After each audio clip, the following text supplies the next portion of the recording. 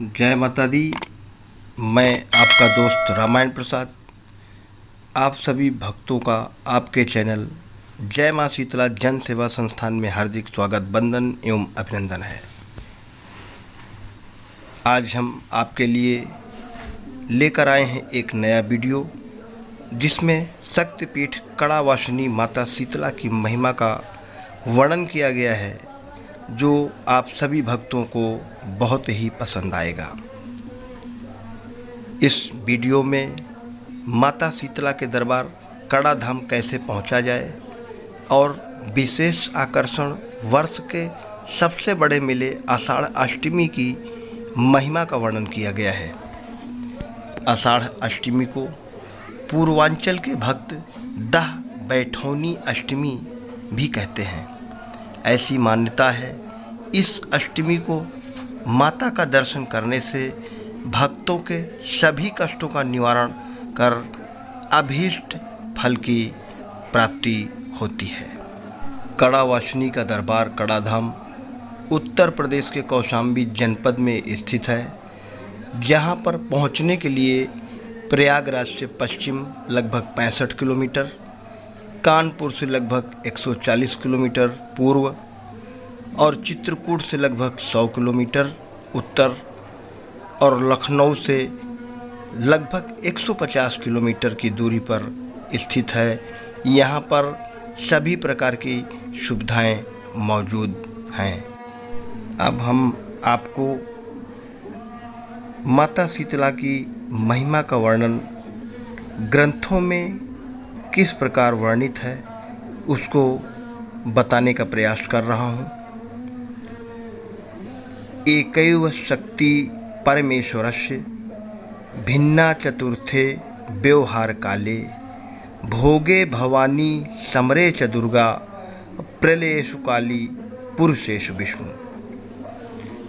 परम ब्रह्म परमात्मा की सामर्थ्य शक्ति एक है। सृष्टि काल व्यवहार में 4 रूपों में विभक्त हो जाती है। भोग में भवानी, युद्ध में दुर्गा, सृष्टि के नष्ट काल में काली तथा पुरुष रूप में भगवान विष्णु का रूप धारण कर लेती है। देवी पुराण के अनुसार शक्तिपीठों के विषय में जो लेख मिलता है, जिस प्रकार से 12 लिंग जो प्रसिद्ध ज्योतिर्लिंग कहे जाते हैं, ठीक उसी प्रकार से आदि शक्ति महामाया परमेश्वर की सामर्थ्य शक्ति भक्तों की अभीष्ट कामना को पूर्ण करने हेतु पाषाण रूप में अथवा कुंड रूप में विद्यमान शक्तिपीठों में साधकों को कल्याण प्रदान करने हेतु विराजमान है। भगवान ब्रह्मा जी ने संसार की रचना करने हेतु अपने दाहिने भाग से महाराज मनु और बाएं भाग से शतरूपा जी को उत्पन्न किया। इनके 2 पुत्र उत्तानपाद और प्रिव्रत तथा 3 पुत्रियां उत्पन्न हुईं। सबसे छोटी पुत्री प्रसूति का विवाह ब्रह्मा जी के मानस पुत्र दक्ष प्रजापति के साथ संपन्न हुआ। भगवान ब्रह्मा जी की प्रेरणा से दक्ष प्रजापति ने आदिशक्ति माता शिवा को अपनी कठोर तपस्या द्वारा प्रसन्न किया और उनसे अपनी पुत्री रूप में जन्म लेने हेतु वर मांगा। भगवती ने कहा तथास्तु, लेकिन भगवती ने यह भी कहा कि जब आपकी इस तपस्या का पुण्य फल पूर्ण हो जाएगा, तब आपके द्वारा मेरे आराध्य देव भगवान शंकर का अपमान होगा, तब मैं अपने धाम पुनः चली जाऊंगी। कुछ समय बीतने पर समयानुसार भगवती ने दक्ष के यहाँ प्रसूति के गर्भ से जन्म धारण किया। दक्ष ने भगवती का नाम सती रखा। दक्ष ने सती के विवाह के लिए स्वयंवर रचा, जिसमें भगवान शंकर को छोड़कर सभी देवतागण उपस्थित हुए, परंतु सती ने किसी को वरमाला नहीं पहनाई और भगवान शंकर का स्मरण कर वरमाला पृथ्वी पर छोड़ दिया। चमत्कार होता है, भगवान भूतनाथ आकाश में दिखलाई देते हैं और वरमाला उनके गले में विराजमान दिखलाई पड़ती है और भगवान शंकर अंतर्ध्यान हो जाते हैं। यह दृश्य देखकर ब्रह्मा जी ने दक्ष को समझाकर सती का विवाह भगवान शंकर के साथ करवा देते हैं। अब सती जी के चले जाने से दक्ष का पूर्ण क्षीण हो गया। दक्ष ने भगवान शंकर का अपमान करने हेतु एक यज्ञ का अनुष्ठान किया। सभी देवी देवताओं को आमंत्रित किया, लेकिन भगवान शंकर को आमंत्रित नहीं किया। जब भगवान शिव ने यज्ञ में जाने की आज्ञा नहीं दिया, तब भगवती सती ने अपना विराट रूप प्रकट किया और बोली कि मैं या तो आपको पिता के यज्ञ में भाग दिलाऊंगी, नहीं यज्ञ को विध्वंस कर दूंगी। तब भगवान शंकर ने 10,000 सिंहों से युक्त स्वर्ण मंडित विशाल रथ पर सती को बैठाकर नंदी को सारथी बनाकर यज्ञशाला में भेज दिया। सती जाहि देखूं तब जागा, अकतहु न दीख शंभु कर भागा। ऐसा दृष्टांत मिलता है। माता को बहुत क्रोध उत्पन्न हुआ और अपने छाया शरीर को यज्ञ कुंड में प्रवेश कर दिया। उनके ऐसा करते ही पृथ्वी कांपने लगी, भयंकर गर्जना के साथ रक्त की वर्षा होने लगी, यज्ञ की अग्नि बुझ गई।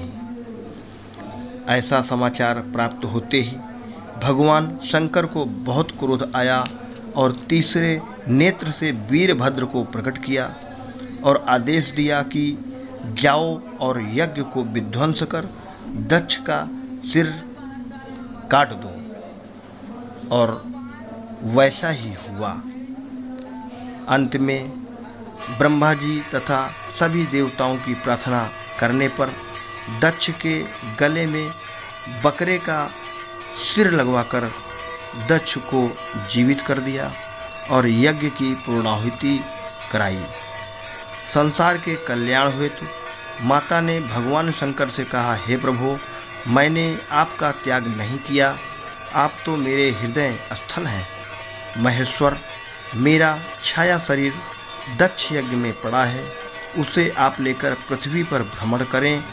मेरा शरीर अनेक खंडों में विभक्त होकर पृथ्वी पर गिरेंगे। उन स्थानों पर पापों का नाश करने वाले महान शक्तिपीठ जागृत होंगे। ऐसा सुनकर भोलेनाथ उस छाया शरीर को धारण कर तांडव नृत्य करने लगे। इस तांडव नृत्य से असमय प्रलय का रूप उत्पन्न होते देख भगवान विष्णु ने सुदर्शन चक्र से सती के छाया शरीर के टुकड़े टुकड़े करने प्रारंभ किए। इसी क्रम में कारोवन में माता का दाहिना कर गिरा, जिसे आज कड़ा धाम के नाम से जाना जाता है। कारोवने पात्यमानस्तु देव्य दक्षिण जह करः, शक्तिर भवानी एन भैरवः क्षेत्र पालका। आज भी कड़ा धाम में शक्ति कुंड विद्यमान है, जिसमें लोग जलहर भरते हैं और भक्तों की सभी मनोकामनाएं पूर्ण होती हैं। आषाढ़ कृष्ण पक्ष की सप्तमी और अष्टमी को कड़ा धाम में वर्ष का सबसे बड़ा दर्शन होता है। परंपरा के अनुसार इस सप्तमी को माताएं व्रत रखती हैं और अष्टमी को माता के कुंड में दह बैठाती हैं।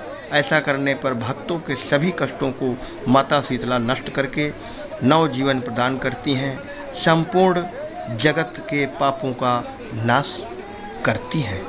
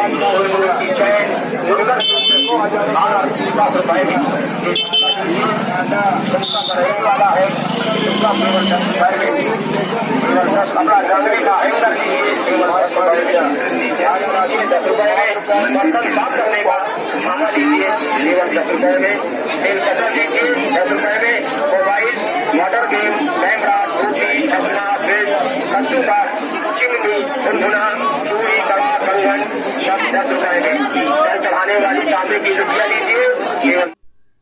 अगर आपको ये वीडियो पसंद आया हो तो इस चैनल को सब्सक्राइब ज़रूर करें, लाइक करें और ज़्यादा से ज़्यादा शेयर करें तथा सभी वीडियो को प्राप्त करने के लिए बेल आइकन के ऑल बटन को ज़रूर दबाएं तथा कमेंट बॉक्स में अपने विचारों को लिखें। धन्यवाद। जय माता दी।